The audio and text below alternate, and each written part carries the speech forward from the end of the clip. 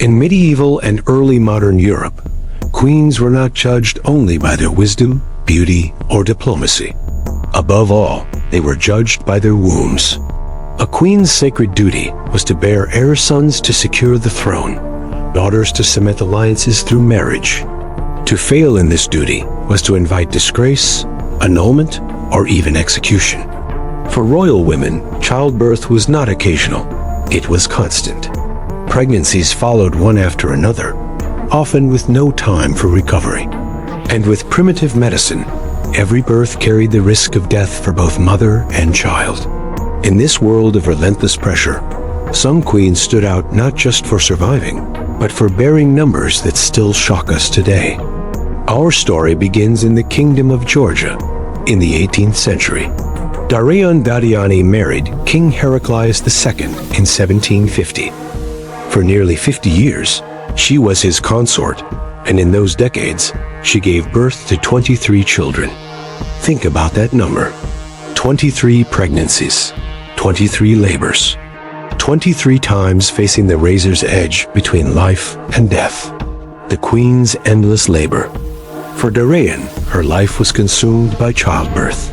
While the court celebrated each new heir, she endured exhaustion, bleeding, fevers, and mourning. For not all 23 children survived. Infant mortality was merciless, and many of her babies died young, yet the expectation never stopped. Each year, the queen's body was asked for more. The sons and daughters of Georgia. Of the children who survived, several became princes of influence in Georgian politics. Some daughters were married into noble houses, weaving alliances that stretched beyond Georgia's borders into Russia and Persia. But behind the political gain was human loss. Imagine the queen, dressed in silk and jewels, sitting on her throne yet carrying the hidden scars of pregnancies that nearly killed her, and mourning the tiny graves of infants lost before their first words. The price of 23 births to us, the number 23 sounds superhuman, but to Darejan, it was destiny. She was not only mother of children, she was mother of a dynasty. Her womb was the forge in which the future of Georgia was cast. Now we turn to Austria. Maria Theresa, born in 1717, was no ordinary queen. She was the only female ruler of the Habsburg Empire, reigning for 40 years. She was a powerful empress, a reformer, a war leader. But she was also, above all, a mother of 16 children. 16 births in 19 years. Between 1737 and 1756, Maria Theresa gave birth 16 times. Nearly every year of her early marriage was marked by pregnancy. Of those 16, 13 survived infancy, and 10 reached adulthood.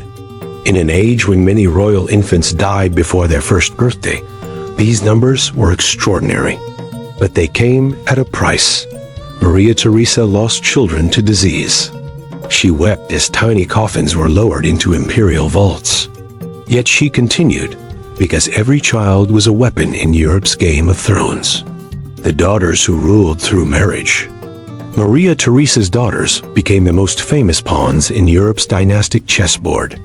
Marie Antoinette, married to Louis XVI of France, became Queen of France and met her end at the guillotine in the French Revolution. Maria Carolina married the King of Naples, becoming one of the most influential queens in Southern Europe. Maria Amelia married into Parma.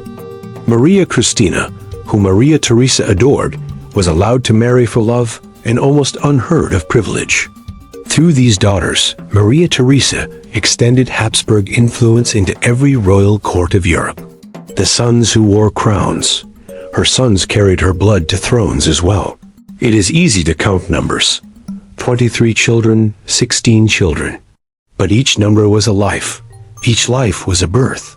Each birth was pain.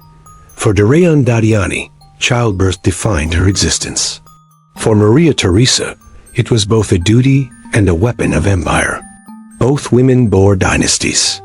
But both also bore suffering pregnancy after pregnancy, illness after illness, grief after grief. Behind the coronations, treaties, and wars, there were tears. Behind the crowns were mothers, their bodies scarred, their hearts heavy with loss.